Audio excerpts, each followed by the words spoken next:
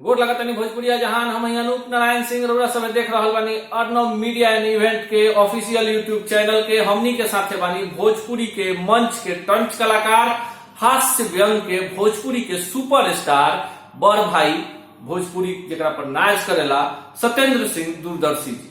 आई यहाँ से बातचीत करी।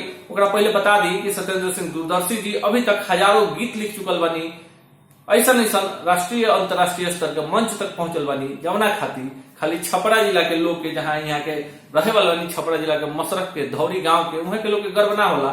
जितना भी लोग भोजपुरी भाषा भाषी बा सब कोई के बात पर गर्व होला कि हमनी के बीच एगो ऐसा हास्य व्यंग के भोजपुरी के इकलौता कलाकार बनी जब मंच पर जानी तो सब कोई के हंसावे नी, व्यवस्था पर, त्रुटि पर, विद्रूपता पर व्यंग के बाण चलावे नी। आई सुन लो यहाँ से कुछ व्यंग अपना दर्शक लोग खातिर दूरदर्शी जी चाहते कि बहुत सारा रचना हिट बा, अपने वो व्यंग सुनाई जौना से हमनी के दर्शक लोग के लागे कि व्यंग से भी मार कइल जा सकता। कुछ मुक्तक बा जी। प्रतिभा के खून हो रहल बा जात के खातिर जी, प्रतिभा के खून हो रहल बा जात के खातिर, सूरज पर घात बाटे रात के खातिर जी। कैसन विचित्र है दुगारी के रिश्ता बा कि दुल्हे दुत्कारल जाता बारात के खातिर। वाह।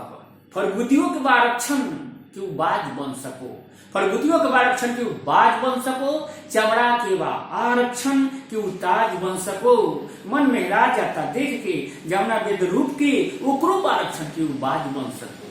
तब प्रश्न बिना बदलले लोग हल बदलत बा, बीज बिना बदलले लोग फल बदलत बा, प्रश्न बिना बदलले लोग हल बदलत बा, बीज बिना बदलले लोग फल बदलत बा। नइखे बुझात लोकतंत्र जी जब कैसे, जब दिल बिना बदलले लोग दल बदलत बा। शराबबंदी बाटे, शराबबंदी के लिए बहुत सारा सवाल होला, बड़ी कठिन रचना के इतना सहजता से लिख देवे सुने वाला के बुझा लगी तो हमनी के बीच के शब्द, हमनी के बीच के कलाकार है। शराबबंदी के लेके सरकार के घेराबंदी होता टे, होम डिलीवरी होता टे। क्योंकि देखिए इस शराबबंदी से सरकार के राजस्व के घाटा बा, लेकिन सामाजिक स्तर पर जरूर डर मन में बाटे कि एगो सामाजिक विद्रूपता हटे।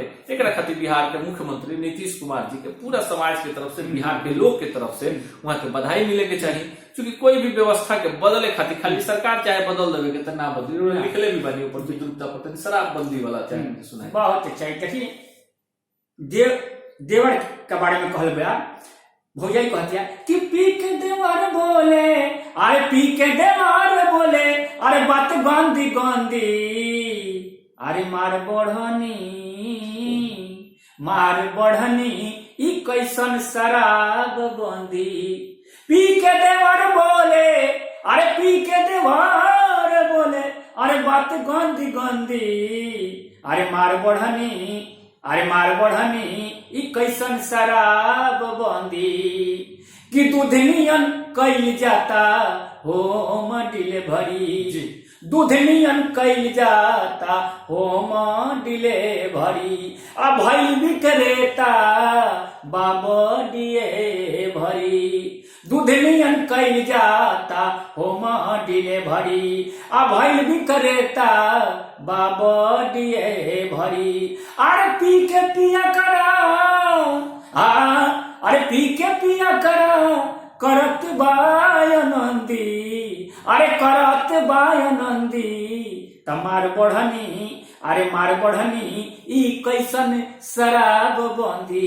पी के देवर बोले, अरे बात गंदी गंदी, मार बढ़नी ई कैसन शराब बंदी। ऐसा ही तुकबंदी, ऐसा ही रचना, ऐसा ही कलाकार से मिले के चाहतनी, सुने के चाहतनी तो हमारे YouTube channel Arnab media and event के लाइक सब्सक्राइब कर ना भूली। हम लेके आए फिर सत्येंद्र दूरदर्शी जी के होली हास्य एक्सप्रेस में रउरा सब से मिलवाएं, कई सारा रचना सुनवाएं। तब तक खातिर दी विदा, नमस्कार।